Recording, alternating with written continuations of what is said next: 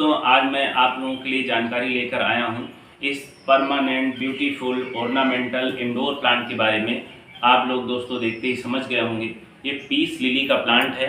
आज सारी जानकारी दोस्तों इसके बारे में मैं बताऊंगा, कहां कहां पाया जाता है, क्या क्या इसको जो है रिक्वायरमेंट होती हैं, किस तरीके से हम इसकी पॉटिंग कर सकते हैं, किस तरीके से दोस्तों हम इसको जो है आगे स्प्रेड करा सकते हैं। दोस्तों एक तरीके से देखा जाए, ये जो ब्रांचेस निकल रही हैं इनसे हम प्रोपोगेशन भी कराएंगे, इसका रिपोर्टिंग भी करेंगे, सारी इन्फॉर्मेशन बताई जाएगी।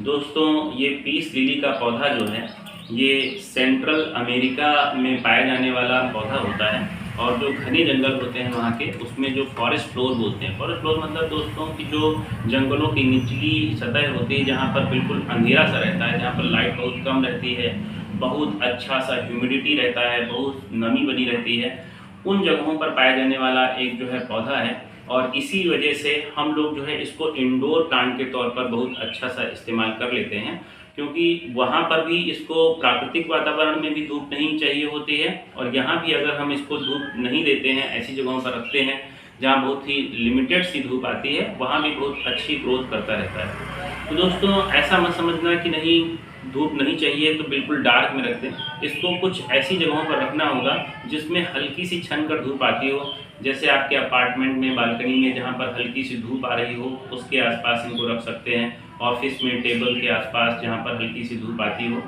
तो ज़्यादातर खिड़कियों के आसपास रखें, तो थोड़ी थोड़ी सी धूप मिलती रहेगी इनडायरेक्ट, तो वहाँ पर इसकी अच्छी ग्रोथ होगी।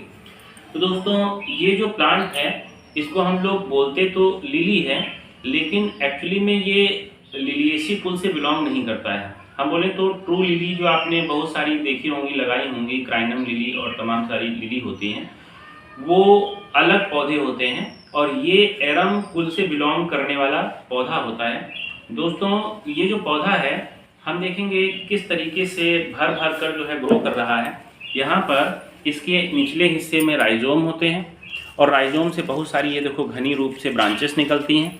और हम आज इस पौधे की रीपॉटिंग के बारे में तो बात करेंगे ही करेंगे, साथ में हम बात करेंगे कि किस तरीके से हम इस पौधे को प्रोपोगेट करें। दोस्तों इसका वैज्ञानिक नाम स्पैथफिल्लम है, और ये कई प्रजातियों के रूप में, कई हम बोलेंगे वैरायटीज़ के रूप में हमें मिल जाता है। जैसे ये आपकी एक वैरायटी है जिसमें आप देखते हैं हरा सा फूल है, तो कुछ आपको ऐसी भी वैरायटी मिलेंगी जिसमें दोस्तों वाइट कलर का फूल होता है। अलग अलग वैरायटीज इसकी होती हैं। हम लोगों के यहाँ सामान्यतः उत्तर प्रदेश या अपने पूरे भारत में इसकी जो बिकने वाली वैरायटीज हैं उसमें ये ग्रीन कलर वाला एक मिल जाता है, एक वाइट कलर का, और एक पेटाइट वैरायटी दोस्तों देखने को मिल जाती है। तो ये बहुत ही अच्छा इंडोर प्लांट है। आप सब लोगों को मैंने बताया कि जैसे कि ये सेंट्रल अमेरिका में जंगलों में पाया जाने वाला पौधा है, जो जंगलों की निचली सतह पर पाया जाता है, कम से कम धूप में वहाँ सर्वाइव करता है। और हम लोग भी इसको अगर अपने घरों में ऐसी जगहों पर रखते हैं जहाँ पर कम से कम धूप मिलती है, तब भी दोस्तों ये बढ़िया सी ग्रोथ करता रहता है। तो दोस्तों आज हम लोग इसकी पॉटिंग के बारे में बात करने वाले हैं। तो सबसे ज़रूरी क्या होता है दोस्तों कि हम जब भी इस पौधे की पॉटिंग कर रहे हों तो हम मिट्टी को अच्छे से तैयार करें। दोस्तों यहाँ पर कोई इस पौधे को बहुत ज़्यादा फर्टिलाइजर्स की रिक्वायरमेंट नहीं होती है, ये बहुत ज़्यादा जो है इसमें फीड की ज़रूरत नहीं होती है, लेकिन कुछ ऐसी मिट्टी होनी चाहिए जिसमें ना तो बहुत ज़्यादा पानी रुक सके और ना ही बहुत ज़्यादा वो अचानक से सूख जाए। दोस्तों क्योंकि मैंने बताया कि ये रेन फॉरेस्ट में पाया जाता है पौधा। रेन फॉरेस्ट जहाँ पर तापमान ज़्यादा रहता है, लगभग 20-25 डिग्री सेल्सियस के आसपास एक एवरेज सा तापमान बना रहता है, बहुत ज़्यादा ह्यूमिडिटी होती है और प्रॉपर नमी बनी रहती है, तो ना वहाँ पर बिल्कुल जलभराव की स्थिति होती है और ना वहाँ पर बिल्कुल सूखा होता है। तो हमको गमले की मिट्टी भी दोस्तों कुछ इसी तरीके से तैयार करनी होगी कि गमले में हमेशा नमी बनी रहे, ना ही बिल्कुल पौधा सूखने पाए, क्योंकि अगर ये सूख जाता है तो इसकी पत्तियाँ जो है एक ही दिन में ढीली पड़ जाती हैं, नीचे गिरने लग जाती हैं, और पत्तियों के ऊपरी सिरे जो है भूरे होने लग जाते हैं। दोस्तों जैसे इस पौधे में हमने देखेंगे कि कुछ पत्तियां इस तरीके से ये झुलस सी गई हैं। तो ये पत्तियां झुलसने का एक कारण ये भी है कि बहुत ज़्यादा धूप में अगर इस पौधे को रख दिया गया और इस पौधे को पानी नहीं मिल पाया, बिल्कुल मिट्टी सूख गई, तो ऐसे में ये पत्तियां दोस्तों सूखने लग जाती हैं। इस तरीके की पत्ती सूखने का एक और भी कारण हो सकता है कि हमने बहुत ज़्यादा फर्टिलाइज़र डाल दिए। दोस्तों ये जो पौधा है इसको न्यूट्रल सी सॉइल चाहिए, लगभग 7 pH के आसपास की सॉइल चाहिए, और अगर हम बहुत फर्टिलाइजर इसमें इस्तेमाल कर लेंगे तो इसमें दोस्तों जो है पत्तियां झुलसने लग जाती हैं, और अगर ओवर वाटरिंग हो जाएगी तो दोस्तों ये पत्तियां जो हैं वो पीली पड़ने लग जाएंगी। तो हमें अगर इनका बढ़िया सा ये डार्क ग्रीन कलर चाहिए और बिल्कुल अच्छी सी ग्रोथ चाहिए, तो सबसे ज़रूरी बात होती है दोस्तों कि हम मिट्टी को अच्छे से तैयार करें। हमने यहाँ पर पॉटिंग मिक्स तैयार करने के लिए पहली बात तो देखा जाए कि गमला कौन सा लिया है। तो दोस्तों मेरे यहाँ मिट्टी का गमला ही था, तो मैंने इस मिट्टी के गमले का इस्तेमाल किया है जो लगभग 14 इंच का गमला है। आप अगर इंडोर प्लांट लगाना चाहते हैं अपने घर में, जैसे इस तरीके से आपका घर में कोई ऐसी जगह है जहाँ पर इस तरीके से हल्की सी धूप आ रही है, तो ऐसी जगह पर अगर दोस्तों लगाना चाहते हैं तो प्लास्टिक का पॉट जो है बहुत बढ़िया रहता है। प्लास्टिक या फाइबर का पॉट हो तो वो सुंदर लगता है दोस्तों देखने में, उसमें आप जो है इसको लगाएं, बहुत ही खूबसूरत लगेगा। मेरे यहाँ ये गमला था 14 इंच का, तो मैंने सोचा इसी में लगा देते हैं। तो गमले का साइज़ जो है आप 10 इंच, 12 इंच, 14 इंच कुछ भी रख सकते हैं। बहुत छोटा गमला होगा दोस्तों जैसे ये है, तो इसमें वही बात है कि इसको समय जल्दी से पानी हमें डालना पड़ेगा। लेकिन थोड़ा सा बड़ा गमला होता है तो हम इसको जो है 5-6 दिन बाद भी अगर वाटरिंग कर देते हैं तो बढ़िया चलता रहता है। दोस्तों इसके साथ जो है हमने देखा कि ये गार्डन सॉइल है जिसको हमने बाहर निकाला हुआ था, थोड़ा सा बारिश हो गई, आसपास में कुछ पत्तियां आ गई, तो ये गार्डन सॉइल आपकी नॉर्मल सी हो सकती है। इसके साथ हमने यहाँ पर वर्मी कंपोस्ट ली है। लगभग इस गार्डन सॉइल में हम 20% तक वर्मी कंपोस्ट मिला लेंगे और 10% के आसपास या तो हम जो है कोकोपीट मिला लें, या फिर हमारे पास जो राइस हस्क था, धान की भूसी जिसे बोलते हैं, इन तीनों को हम दोस्तों मिला लेंगे। अच्छा दोस्तों, क्या होता है कि जब हम नया पॉट लेकर उसमें गमले को रिपॉट करते हैं तो हम बहुत ज़्यादा उसमें कोई फर्टिलाइज़र अगर इस्तेमाल ना भी करें तो ठीक रहता है। कई बार क्या होता है कि हम उस मिट्टी को बनाते समय उसमें फर्टिलाइज़र डालते हैं और पौधा बिल्कुल ताज़ा आप लेकर आए हैं नर्सरी से, वो उसको टॉलरेट नहीं कर पाता है और पौधा जो है मरने लग जाता है। तो बेहतर यही रहता है कि आप जो है जब नर्सरी से नया पौधा लेकर आते हैं तो आप जो है उसकी मिट्टी बिल्कुल प्लेन ही तैयार करें। जब पौधा जड़ें पकड़ लेता है 15-20 दिनों में, महीने भर में, तब आप उसकी जो है गुड़ाई करके थोड़ा सा फर्टिलाइज़र इस्तेमाल करें। तो बिल्कुल सिंपल सा हमने यहाँ पर पॉटिंग मिक्स तैयार करना है, जिसमें आप देखेंगे लगभग जो है 70% तक गार्डन सॉइल हो जाएगी, 20% तक आपका ये जो वर्मी कंपोस्ट है और 10% के आसपास तक ये राइस हस्क या कोकोपीट मिला लेंगे। दोस्तों वर्मी कंपोस्ट की बजाय अगर आप गोबर की खाद इस्तेमाल करते हैं तो बहुत सावधानी से उसको इस्तेमाल करना होगा, क्योंकि अगर उसमें कीड़े होते हैं या थोड़ा सा गोबर कच्चा होता है तो ऐसे में आपकी जो पौधे की जड़ें हैं उसमें रूट रॉट की समस्या आ जाती है और वो पत्ता पीला होने लगता है, जड़ें सड़ जाती हैं और पौधा सर्वाइव नहीं करता है। तो पॉटिंग मिक्स तैयार करना बहुत ही ज़रूरी होता है कि अच्छा पॉटिंग मिक्स होगा तो हमारा पौधे का सर्वाइवल रेट भी दोस्तों बढ़ जाएगा। तो ये दोस्तों ये मिट्टी है, इसमें से हम जो है अगर ये हरी पत्तियां या कुछ पौधा आ गया है कोई दूसरा भी तो उसको हटा लेंगे, नहीं तो वो खरपतवार के रूप में गमले में उगता रहेगा और इंडोर प्लांट है तो खासकर जो है अच्छा नहीं लगेगा उसमें।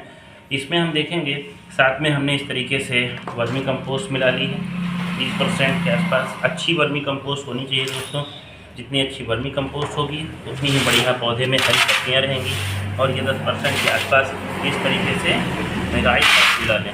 दोस्तों तीनों को बहुत अच्छे से हमें मिक्सअप कर लेना है। राइस हस्क या कोकोपीट की वजह से नमी जो है ज़्यादा समय तक बनी रहती है, वैसे जो आपका वर्मी कंपोस्ट है ये भी वाटर को होल्ड करता है, नमी बनाए रखता है और ना ही बहुत ज़्यादा अब इसमें हम देखेंगे पानी रुकने की समस्या आएगी, क्योंकि इसमें हमने तीनों को मिलाया है। धीरे धीरे से पानी छन कर बाहर निकल जाएगा और ना ही जो है इसमें आप देखेंगे कि बिल्कुल सूखने पाएगी मिट्टी। तो दोनों चीज़ें ध्यान में रखनी है, ना मिट्टी सूखने पाए ना जो है इसमें पानी का भराव होना चाहिए। तो इस तरीके से दोस्तों हमने तीनों को मिला लिया है। इसमें मैंने अभी किसी भी तरीके के कोई फर्टिलाइज़र का इस्तेमाल दोस्तों नहीं किया है। आप लोग भी ऐसे कर सकते हैं, जब पौधा चल जाए तभी फर्टिलाइज़र का इस्तेमाल करें। अब दोस्तों इस तरीके से जो आपके गमले के टुकड़े होते हैं या दिए के टुकड़े होते हैं, इनको हम जो है इसमें मिट्टी के गमले में जो आपका यहाँ होल होता है उस पर रख देंगे। तो इनको रखने से बस यही रहता है कि ड्रेनेज बढ़िया बना रहता है और जो मिट्टी है वो भी नहीं बहने पाती है, पानी भी रुकने नहीं पाता है। अगर गमले में पानी रुक जाता है दोस्तों तो बहुत ही समस्या आ जाती है, पौधा जो है सड़ने लग जाता है। अब दोस्तों गमले से हमें पौधे को निकालना है तो सबसे पहले हम इस तरीके से कुछ गमले को पकड़ते हैं बहुत ही सावधानी से और धीरे धीरे से इसको ऐसे चारों तरफ से हल्के हल्के से मारते हैं। आप देखेंगे धीरे से उठाने से ये पूरा आपका गमला निकल आया है। आप देखेंगे इस गमले में बहुत सारी देखो चींटियाँ भर गई थी दोस्तों। ये अभी नर्सरी से मैं पॉट लाया था, देखो कितनी चींटियाँ भरी हुई। तो चींटियों को दूर करने का एक बढ़िया तरीका दोस्तों ये होता है कि आप जो है थोड़ा सा बेकिंग सोडा जो है स्प्रे बनाकर जो है स्प्रे करें, या बेकिंग सोडा थोड़ा सा डाल देते हैं इसमें तब भी ठीक रहता है। नहीं तो माचिस की जो तीलियाँ होती हैं, माचिस की तीलियाँ जो हैं उनका फॉस्फोरस निकाल कर अगर इसमें डालेंगे तो चींटियाँ भाग जाती हैं। दोस्तों ये इस तरीके से आप देखेंगे इसका राइजोम विकसित हो गया पूरा, क्योंकि दोस्तों पूरी तरीके से चींटियों से भरा हुआ था जड़ें, तो हमें इन जड़ों को साफ़ करना पड़ेगा। हमने दोस्तों इस तरीके से 2 यहाँ पर राइजोम निकाल भी लिए हैं, इनको मैं अलग गमले में लगा दूंगा। इनको साफ़ करना पड़ेगा दोस्तों। ये दोस्तों इस तरीके से हमने इसकी जड़ों को अच्छे से साफ़ कर देना है, क्योंकि चींटियाँ जो हैं आपके घर के अंदर रखे हुए गमले में फिर इधर उधर फैलेंगी और आपको परेशानी होगी। इंडोर प्लांट है, इसको आप घर के अंदर ही ज़्यादातर रखते हैं, तो इस समस्या से हटने के लिए हमें चींटियों को हटाना पड़ेगा। और बाद में चींटियों से उपाय हमने बताया ये कि चींटियों को दूर करने के लिए आप माचिस की तीलियाँ जो है कुछ गमले में डाल देंगे तो उससे जो है चींटियाँ जो है दुर्गंध से भाग जाती हैं। अब दोस्तों इस तरीके से मैंने चींटियों को हटा दिया है और मैंने बताया है कि इसमें क्या उपाय करना है चींटियों को दूर करने के लिए। उसके लिए मैं एक बार अलग से वीडियो भी बना लूँगा, लेकिन फ़िलहाल आपको अगर ऐसी स्थिति का सामना करना पड़ता है तो जड़ों को धुल भी सकते हैं, आराम से धुलें, टूटने ना पाएँ जड़ें। और उसके साथ जो है जब पूरा पॉटिंग कर लें तो 1 डिब्बी माचिस की तीलियाँ लेकर जो है आप उसमें डाल सकते हैं। अगर 8-10 माचिस की तीलियाँ पड़ी रहेंगी तो चींटियाँ दूर हो जाएंगी। तो इस तरीके से हमने मिट्टी भर ली है, लगभग आप देखेंगे 50% हमने गमला भर लिया है। जो बीच में रखकर धीरे धीरे से चारों तरफ से मिट्टी डालेंगे। हम बहुत अब यहाँ पर टाइट नहीं करेंगे क्योंकि हमने जड़ें धुल दी हैं, रूट बॉल हमें हटाना पड़ा, कारण आपने देखा कि यहाँ पर बिल्कुल चींटियाँ भरी हुई थी दोस्तों। तो इस तरीके से इसको बिल्कुल मिडिल में रखें, अगर एक भी किनारे हो जाएगा तो आपका पौधा सुंदर नहीं लगेगा। आपने देखा किस तरीके से पॉटिंग करने में कुछ समस्याएं भी आ सकती हैं। आपने देखा चींटियों से भरा हुआ बिल्कुल पॉट था, तो आप इस तरीके से माचिस ले सकते हैं और ये माचिस की तीलियाँ जो हैं इसमें बिखेर देंगे, थोड़ा सा अंदर इस तरीके से लगा देंगे और इससे बहुत फ़ायदा मिलता है दोस्तों, चींटियाँ दूर हो जाती हैं। वैसे आप देखेंगे इसके लिए तमाम तरीके के इंसेक्ट रिपेलेंट भी मार्केट में मिलते हैं, लेकिन फ़िलहाल घरेलू उपाय दोस्तों यही है। इस तरीके से मैंने सभी पौधों में लगा दिया है। आप देखो दोस्तों इस तरीके से हमने 2 यहाँ पर इसके सैपलिंग भी तैयार कर दिए, इसमें लगा दिए हैं और ये आप देखेंगे महीने भर के अंदर जो है बहुत बढ़िया ग्रो करने लग जाएंगे, घने हो जाएंगे। और इसके साथ हमने देखा एक जो है पॉट भी लगा दिया। तो नर्सरी से लाए हुए एक प्लांट से हमने जो है प्रोपोगेशन भी करा दिया, पॉटिंग भी कर दी।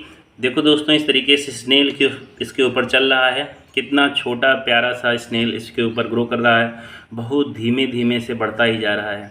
तो सारी जानकारी आपको मैंने दी और इन विधियों को आप ध्यान में रखेंगे तो आपका पौधा ज़रूर ही बहुत अच्छे से ग्रो करेगा। दोस्तों कैसा लगा वीडियो? अगर वीडियो अच्छा लगा हो तो प्लीज़ मेरे वीडियो को लाइक करें और मेरे चैनल पर नए हैं दोस्तों तो मेरे चैनल को सब्सक्राइब करें। थैंक यू दोस्तों।